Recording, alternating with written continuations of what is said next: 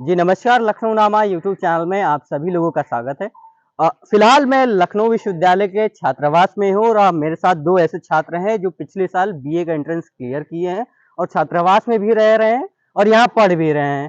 तो आप लोग के मन में सवाल होता है जब आप स्कूल से निकलते हैं और एंट्रेंस देने के लिए आते हैं लखनऊ, क्योंकि लखनऊ विश्वविद्यालय का जो सेंटर बनता है वो लखनऊ में ही बनता है, बाहर नहीं जाता है।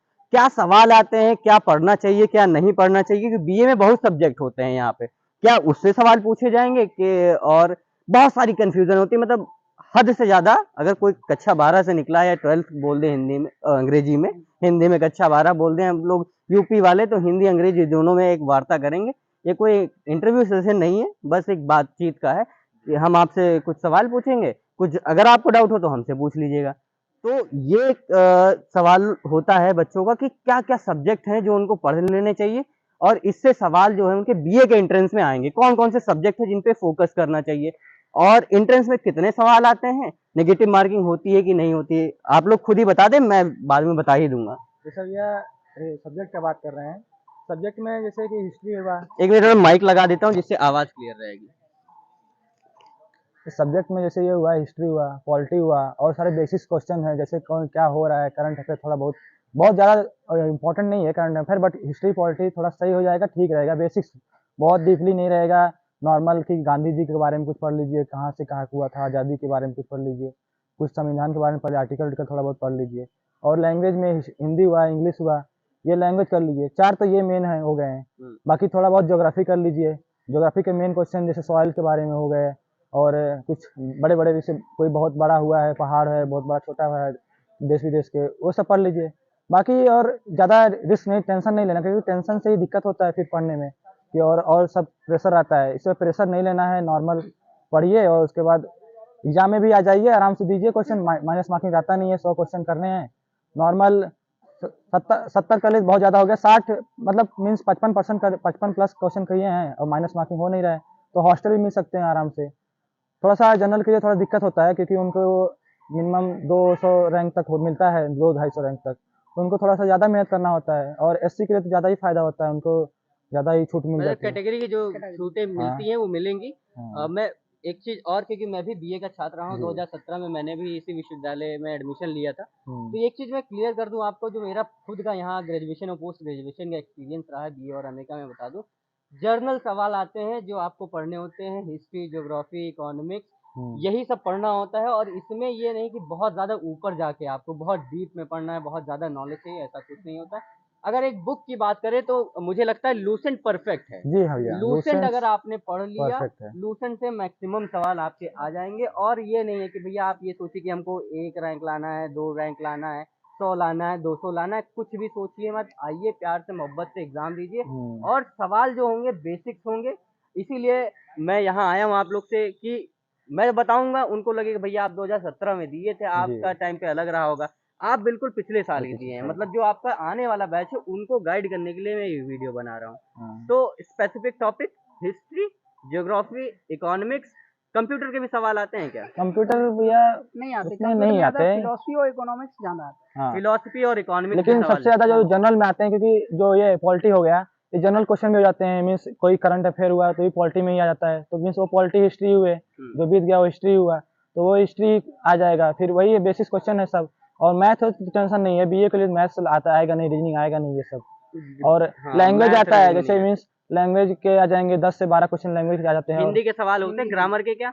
ग्रामर ग्रामर हाँ, थोड़ा बहुत ग्रामर से आते रचनाएँ हैं। ज़्यादा होती है उसमें, रचना रचनाएँ, हो हाँ, गया, अलंकार से अलंकार सवाल, हाँ, ये हुआ, सब हो ठीक जाते है? हैं। ये कौन-सा अलंकार है? और अतिशयोक्ति अलंकार है, जो कौन-सा श्लेष अलंकार? और अलंकार इंग्लिश था, में भी कोई थोड़ा लाइन लिखी बहुत हो वो पूछना है। और इंग्लिश में भी थोड़ा बहुत ग्रामर्स आते हैं हल्के-फुल्के। अच्छा, इंग्लिश के ग्रामर इंग्लिश आते में हाँ, हैं। एरर इसमें लगभग कितने सवाल होते होंगे?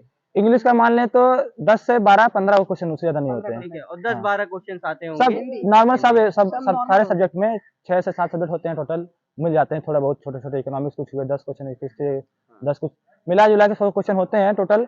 और एवरेज हो जाता है कि 12 से 13 क्वेश्चन एक हर सब्जेक्ट में आते हैं। हाँ। ये है तो क्वेश्चन। मतलब ये है कि अगर लूसेंट में जो टॉपिक्स दिए होते हैं वो एमसीक्यू क्वेश्चन भी होते हैं, हाँ, दोनों आते हैं। तो भैया अगर लूसेंट पढ़ना चालू कर दें, आज से 3 महीने बाद मुझे लगता है आराम से जाए, एग्ज़ाम है, बहुत ज़्यादा ठीक है है? आराम से हो टाइम। जाए। और बहुत अच्छी तरीके से हो हाँ, जाएगा। और क्या टेंस- आपका क्या एक्सपीरियंस था, क्या-क्या पढ़ा था और क्या-क्या आया नहीं आया, ये वाला जो सवाल होता है? जी भैया, मेरा क्या था कि लैंग्वेज तो सही था, लैंग्वेज के लिए ज़्यादा टेंशन नहीं था, बट यही हुआ कि मुझे कुछ पता नहीं था ज्योग्राफी के बारे में, मेरा दिक्कत हुआ, और हिस्ट्री पॉलिटी मेरा सही था। तो वही हुआ कि मेरा आया था 62 नंबर आए थे मेरे, बस 62 सही थे, हाँ, एक का 2 नंबर मिलते हैं, हाँ, तो वही इंटू कर दीजिए कितना 124 नंबर। तो अच्छा खासा रैंक, अगर जन मैं ओबीसी हूँ तो मुझे मिल गया है हॉस्टल्स।